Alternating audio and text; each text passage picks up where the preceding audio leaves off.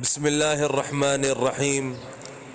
حضرت سلمان رضی اللہ عنہما کہتے ہیں کہ نبی کریم صلی اللہ علیہ وسلم نے شعبان کی آخری تاریخ میں ہم لوگوں کو وعظ فرمایا کہ تمہارے اوپر ایک مہینہ آ رہا ہے جو بہت بڑا مہینہ ہے، بہت مبارک مہینہ ہے۔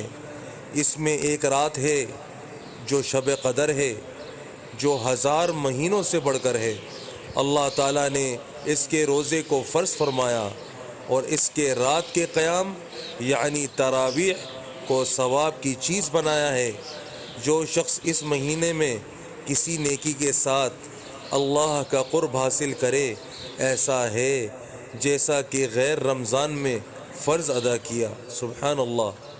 اور جو شخص اس مہینے میں کسی فرض کو ادا کرے، وہ ایسا ہے جیسا کہ غیر رمضان میں 70 فرض ادا کرے۔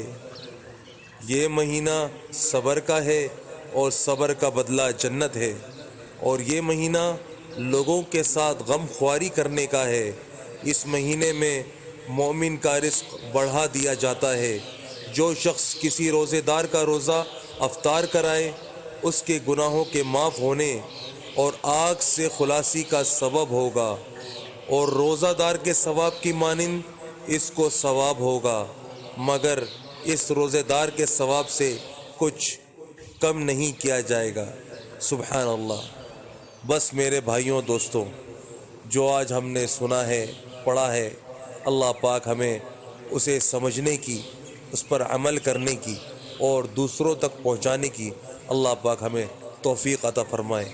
السلام علیکم ورحمۃ اللہ وبرکاتہ۔